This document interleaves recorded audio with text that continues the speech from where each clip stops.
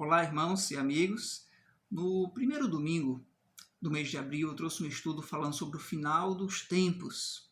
E nesse estudo eu mostrei biblicamente que o final dos tempos está dividido em três partes. A primeira, os últimos dias, que é os dias que estamos vivendo. A segunda parte é o princípio das dores, onde Jesus falou lá em Mateus capítulo 24. E a terceira parte do final dos tempos é o fim, que Jesus falou também em Mateus capítulo 24. Essa é a segunda parte da tribulação, que é chamada de grande tribulação. Muito bem, esse estudo eu falei que ele era só um resumo e que ele gera perguntas. E que em outra oportunidade traria um estudo falando em partes específicas daquele estudo sobre o final dos tempos. E chegou o dia. Hoje eu gostaria de falarei sobre o arrebatamento da igreja, mostrando então alguns detalhes sobre essa promessa que Deus tem para a sua igreja, a igreja que ele comprou com o seu próprio sangue. E deixando bem claro desde já que você pode fazer comentários ou fazer perguntas então, conforme o estudo irá acontecer. Também as respostas vão ser extraídas da Bíblia, da Palavra de Deus, porque nós devemos responder biblicamente e não o que pensamos ou como achamos ou os nossos sentimentos. Os nossos sentimentos não estão acima da Palavra de Deus. Nós temos ela como única e suficiente revelação de Deus para nós. Nós sabemos que a Bíblia diz que Jesus viria ao mundo a primeira vez e ele veio, ele é o Messias, o prometido do Antigo Testamento, aquele do qual Moisés falou, aquele do qual também os profetas falaram. A Bíblia, no Antigo Testamento, está profetizado que ele viria como um homem e ele veio. Cumpriu-se as Escrituras, que ele morreria na cruz, e ele morreu na cruz do Calvário como um servo para dar sua vida. Ele morreu por amor. Lá em João 3,16 diz: porque Deus amou o mundo de tal maneira que deu o seu Filho único, unigênito, para que todo que nele crê não pereça, mas tenha a vida eterna. A Bíblia também diz que ele foi para o céu, ele foi elevado às alturas. Ele está à destra de Deus Pai. E a Bíblia, como tem promessas que se cumpriu, tem promessas que ainda irão cumprir-se. E uma delas é: ele voltará. Sim, Jesus voltará mais uma vez. E esse estudo falaremos exatamente sobre esse ponto. O Senhor Jesus Cristo irá voltar para buscar a sua igreja. E ele voltará antes da tribulação, antes então da grande tribulação que onde Deus vai derramar a sua ira sobre o mundo inteiro. Nesse estudo veremos as evidências do arrebatamento pré-tribulacionista, ou seja, as evidências do arrebatamento antes da tribulação. Esse assunto ele tem sido bastante discutido entre teólogos, entre religiões e religiões. Então eu gostaria de mostrar biblicamente o que nós cremos. Existem três teorias principais sobre o arrebatamento. A primeira é o pré-tribulacionista. A segunda linha é o mesotribulacionista, e a terceira linha sobre o arrebatamento é os pós-tribulacionistas. O pré-tribulacionista crê que Jesus voltará antes da tribulação. O mesotribulacionista crê que Jesus voltará no meio da tribulação. E o pós-tribulacionista crê que Jesus voltará depois, após a grande tribulação. E nesse estudo eu não vou falar sobre os três, eu vou falar somente sobre um, para que venhamos ter confiança sobre a vinda de Cristo no que se refere a antes da tribulação que virá sobre o mundo inteiro, que aqui é chamado de pré-tribulacionista. Primeiramente, o propósito desse estudo é nos dar convicções bíblicas da vinda iminente de Cristo. Esse estudo tem como propósito nos dar convicções, certeza, a confiança que Cristo irá voltar e a sua volta é iminente.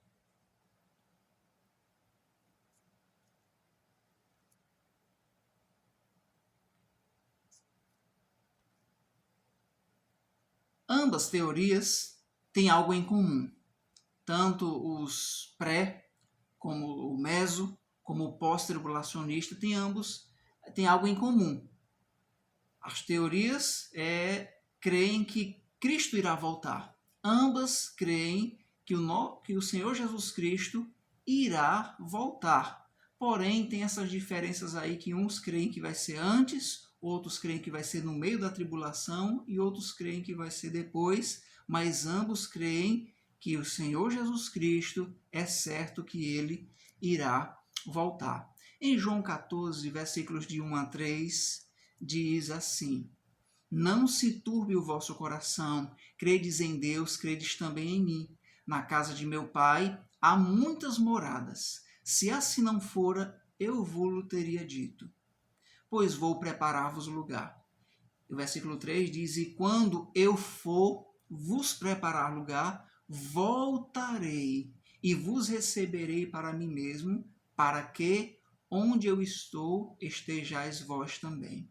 E o Senhor Jesus Cristo, no versículo 1, dizendo: Não se turbe o vosso coração. Creia. Creia em Deus, creia também em mim. E o versículo 3, temos aqui a promessa: quando eu for, e ele já foi, vos preparar lugar, voltarei. O Senhor Jesus irá voltar, porque ele disse que ele iria voltar. E quando ele voltar, ele disse: Eu vos receberei para mim mesmo, eu vos tomarei para mim mesmo, e com o propósito de que, para que onde eu estou, estejai vós também. Esse é a casa do Pai. Nós iremos para lá quando Cristo voltar. Isso é consolo para nós, igreja. Essa certeza, ambos, tanto o pré como o meso, como o pós-tribulacionistas, ambos creem da mesma forma que o Senhor Jesus Cristo irá voltar e nos levará para Ele. Ele tomará para si mesmo o povo que Ele redimiu, aquele povo que Ele comprou com seu sangue, derramando na cruz do Calvário. As evidências do pré-tribulacionismo. Quais são? Vejamos aqui. Primeira evidência, que Cristo irá voltar antes da tribulação. E a primeira é que a igreja não é designada para a ira. Deus comprou a igreja com seu sangue e ele a comprou não para ser destinada à ira. Muito pelo contrário, ele a não destinou para a ira. Passamos por dificuldades, por tribulação, mas as tribulações e dificuldades e angústias que passamos, elas não se comparam com a ira de Deus que vai ser derramada sobre a tribulação, sobre a angústia que virá sobre o mundo inteiro. Porque alguns teólogos creem e dizem que a igreja passará pela tribulação, que são os pós-tribulacionistas, e o meso também. Eles creem que a igreja passará pela tribulação e pela grande tribulação, que é os 3 anos e meio finais da tribulação, é chamada de grande tribulação. Eles creem que passaremos por tribulação. E a tese é que pessoas, então, da igreja primitiva, os heróis da fé, digamos, eles foram mortos tragicamente, uns cerrados pelo meio, outros comidos por leões, outros então tiveram sua cabeça decepada, e eles dizem, olha, se grandes homens de Deus passaram por tribulação, porque nós não passaremos? Então essa é uma das teses que eles dizem que a igreja irá passar, porque não estamos isentos de tribulação. Não estamos isentos de tribulação. Ainda cristãos sofrem, passamos por angústias, por dificuldades. Cristãos são mortos em países perseguidos. Existe cristão sofrendo, passando por tribulação. Porém, as características da tribulação, elas não se comparam com as angústias de hoje. As características do sofrimento da grande tribulação, da tribulação do período de 7 anos, elas são diferentes das angústias de hoje. O próprio Senhor Jesus disse que aquele será um tempo do qual nunca houve. Em Zacarias, capítulo 14, versículos de 1 a 4, diz que vai ser um tempo singular, um tempo como sem igual, como nunca houve, nem jamais haverá. Jesus disse isso em Mateus 24, vai ser um tempo em que os homens então vão desmaiar de horror. Então, a igreja, ela não é designada para a ira. Vejamos então o versículo. 1 Tessalonicenses, capítulo 1, versículos 9 e 10, diz assim: pois eles mesmos, no tocante a nós, proclamam que repercussão teve o nosso ingresso no vosso meio, e como deixando os ídolos vos convertestes a Deus, para servirdes o Deus vivo e verdadeiro, e para aguardardes do céu o seu Filho, a quem ele ressuscitou dentre os mortos, Jesus, que nos livra da ira vindoura.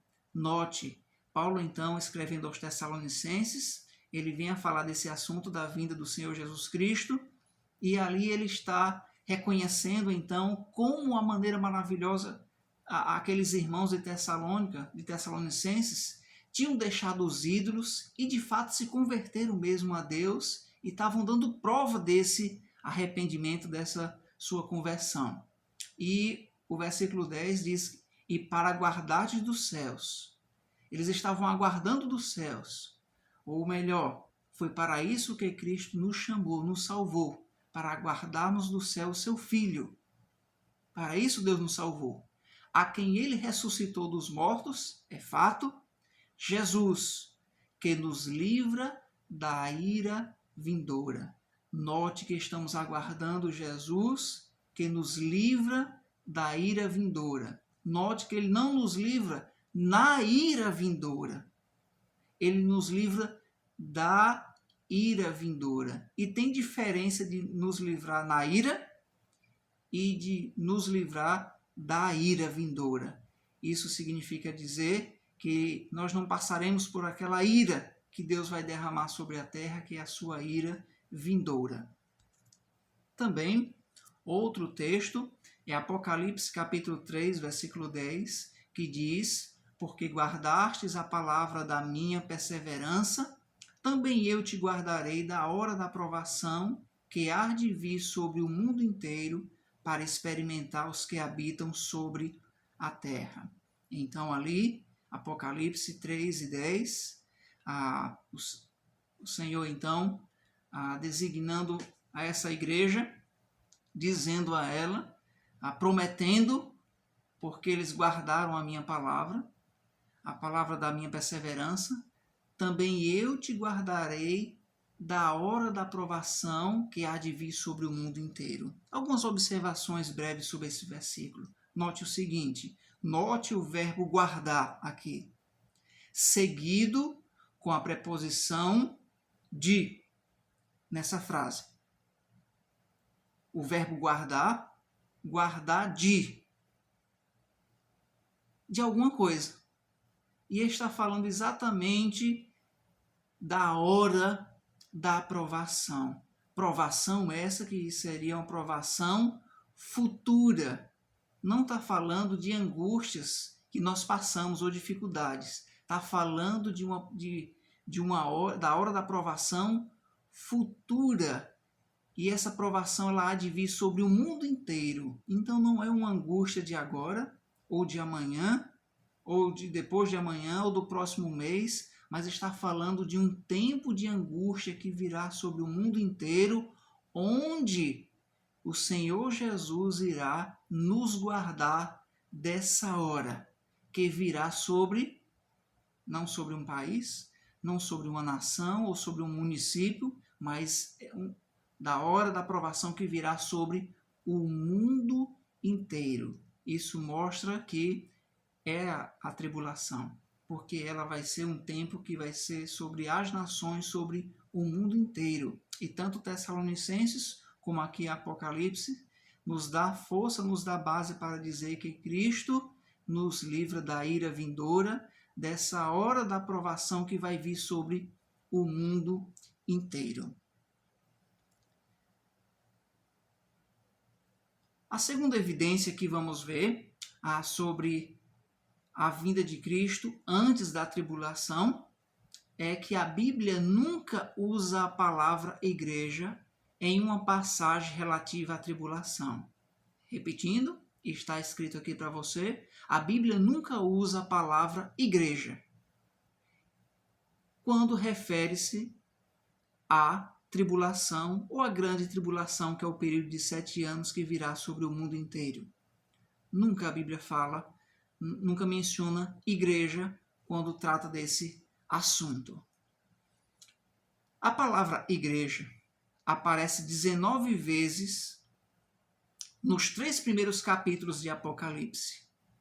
Nos 3 primeiros capítulos de Apocalipse, capítulo 1, capítulo 2, capítulo 3, a palavra igreja ou o povo de Deus, os escolhidos de Deus, aparece 19 vezes. Agora é interessante que em Apocalipse 4, os 24 anciãos, que são o símbolo da igreja totalizada, futura, já estão no trono antes de começar a tribulação. Perceba o seguinte, a Bíblia nunca menciona a palavra igreja quando refere-se à tribulação, aquele tempo de angústia que virá sobre o mundo inteiro. Não menciona a igreja. A igreja aparece nos 3 primeiros capítulos de Apocalipse, porque ali ainda não começou a tribulação, até ali o capítulo 4. E os 24 anciãos que são mencionados ali em Apocalipse 4 são o símbolo da igreja totalizada. A igreja representa, os 24 anciãos que João então viu, representam a totalidade da igreja. Em outro estudo eu vou falar mais específico sobre esses 24 anciãos e por que razão que são 24. Mas já resumindo para você, os 24 anciãos ali de Apocalipse 4 é a igreja do Senhor Jesus Cristo. É tanto que você vai ver que as características dos 24 anciãos representam a igreja, porque eles estão assentados, sabe onde? Em tronos. E eles estão vestidos de branco, de linho puro. Também eles estão usando uma coroa, símbolo de galardão. E essas características não são para anjos ou para seres angelicais. São características da igreja do Senhor Jesus Cristo. Os 24 anciãos é um símbolo representando então a igreja na sua totalidade. Aí posso já adiantar para você que a razão dos 24 é o símbolo ali múltiplo de 12. 12 é muito importante para Deus e na Bíblia. 12 tribos de Israel, 12 apóstolos, e aí então temos 24, como que somando os 4 cantos da terra. Eis a razão porque são 24 anciãos representando os 4 cantos da terra, porque a igreja do Senhor Jesus Cristo, ele a comprou dos 4 cantos da terra. E os 24 anciãos, mais uma vez, representam a igreja redimida do Senhor Jesus Cristo. A partir do capítulo 5, 6 em diante, mais específico 6 em diante, começa o juízo sobre a terra, sobre a humanidade. Daí então você não vai ver mais a igreja sendo mencionada, porque começou a tribulação. Então essa é uma evidência. A Bíblia nunca usa a palavra igreja em uma passagem relativa à grande tribulação. Letra C, Apocalipse 19, 14, a igreja volta à terra ao final da tribulação. Você vai ver então mencionado a igreja mais uma vez, em forma simbólica, lá em Apocalipse 19. Não citou mais no capítulo 6, nem no 7, nem no 8. Chegando então ao capítulo 19, nós vamos ver então ali a igreja voltando à terra no final da tribulação. Voltando porque ela foi arrebatada antes da tribulação. E no final da tribulação, ela volta então com Cristo e com os anjos, então, para a grande vitória que Cristo terá sobre os seus inimigos. E a terceira evidência, então, a que Cristo irá voltar antes da tribulação, é o encontro nos ares. Sim, essa expressão encontro nos ares é uma evidência de que Cristo irá voltar antes da tribulação ser iniciada. Sabemos que Cristo voltará de forma gloriosa, com poder e glória. Isso todos nós sabemos, tanto o pré-tribulacionista como o meso, como também o pós-tribulacionista, crer que Cristo irá voltar de forma gloriosa, com poder e grande glória. Só que tem um detalhe interessante aqui nas Escrituras. Em Zacarias, deixa claro que ele, Cristo, pisará na terra. O Senhor, então, vai colocar os seus pés na terra quando ele voltar de forma gloriosa. A primeira vez que Cristo veio de forma humilde, pobre, servo, para morrer na cruz do Calvário. A segunda volta de Cristo, ele voltará de forma gloriosa, não mais sentado em um jumentinho, mas agora sentado em um cavalo branco, símbolo então de glória. E em Zacarias deixa claro que ele pisará na terra, especificamente no Monte das Oliveiras. Zacarias 14, versículo 4 diz: naquele dia estarão seus pés sobre o Monte das Oliveiras, que está defronte de Jerusalém para o oriente. O Monte das Oliveiras será fendido pelo meio, para o oriente e para o ocidente, e haverá um vale muito grande. Metade do monte se apartará para o norte e a outra metade para o sul. Também, lá em Atos capítulo 1, quando o Senhor Jesus Cristo foi elevado às alturas, 2 anjos apareceram e disseram à multidão de discípulos que estavam ali, contemplando aquele momento maravilhoso. Então os anjos disseram: varões galileus, por que estáis olhando para as alturas? Este que está sendo assunto ao céu voltará do modo como vistes subir. Então, assim como o Senhor subiu, ele voltará. E quando ele voltar, ele vai pisar os seus pés na terra, especificamente em Jerusalém, no Monte das Oliveiras. E aqui é onde nós entramos, nós que cremos na vinda de Cristo antes da tribulação, que o Senhor, nós teremos um encontro com ele nos ares. Em 1 Tessalonicenses, capítulo 4, versículo 16 e 18, agora o que eu vou lhe mostrar é porque a Bíblia menciona um evento diferente desse evento onde Cristo irá pisar no Monte das Oliveiras. A Bíblia menciona um evento, então, que é o encontro do Senhor, o encontro da Igreja do Senhor Jesus Cristo nos ares, que é diferente da sua volta, então, pisando sobre os seus pés no Monte das Oliveiras. 1 Tessalonicenses, capítulo 4, versículos 16 a 18, temos o encontro nos ares. Lendo aqui, diz: porquanto o Senhor mesmo, dado a sua palavra de ordem, ouvida a voz do arcanjo, e ressoada a trombeta de Deus, note, Deus então dará a ordem, e ressoada a trombeta de Deus, não é trombeta de juízo. Não confunda a trombeta de Deus aqui do arrebatamento com a trombeta de juízo. São diferentes.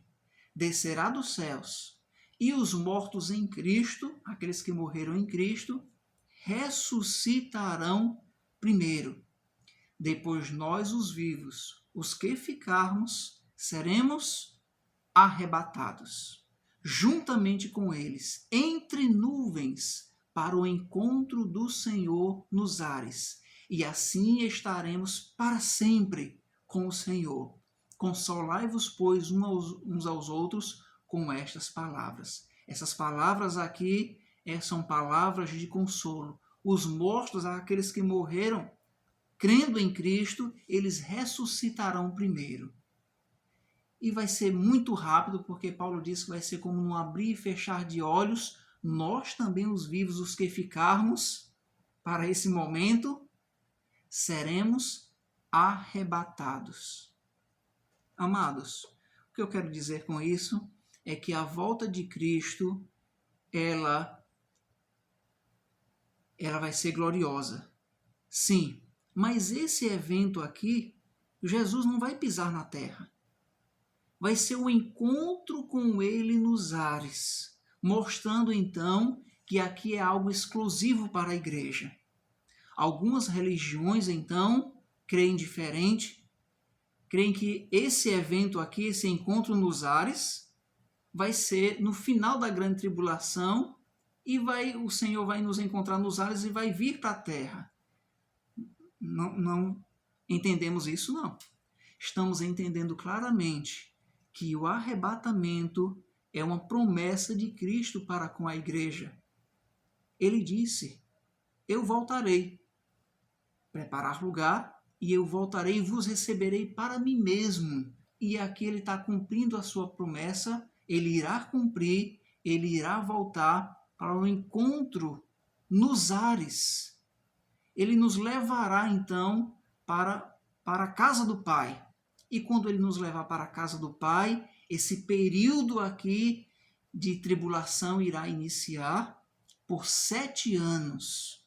No final desse período, que é chamado de tribulação, nós voltaremos, conforme Apocalipse 19, versículo 4, nós voltaremos com ele, então, para a peleja. Voltaremos, então, de forma gloriosa com Cristo.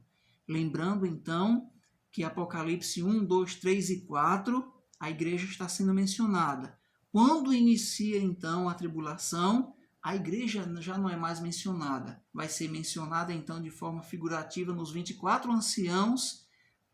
Os 24 anciãos é citado também em outras passagens, mas lá à frente, em Apocalipse 19, nós temos, então, Cristo voltando com os seus santos, com os anjos e com um grupo específico que é a igreja.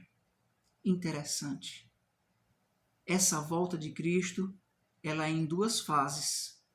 Ele vai voltar pisando na terra no final da grande tribulação, no Monte das Oliveiras, mas antes ele voltará na metade do caminho. O encontro do Senhor nos ares, então, é exclusivo para a igreja do Senhor Jesus Cristo. Assim nós cremos, aqueles que creem, então, no pré-tribulação. Às vezes essa palavra engancha. Cristo irá voltar antes da tribulação. Nós somos pré-tribulacionistas. Nós, que eu digo, nós da Igreja Bíblica. E eu quero concluir esse estudo lhe dizendo que no próximo estudo darei continuidade falando sobre mais evidências para confirmar isso conosco, para termos mais convicção bíblica. Hoje nós vimos 3 evidências que Cristo irá voltar antes da tribulação.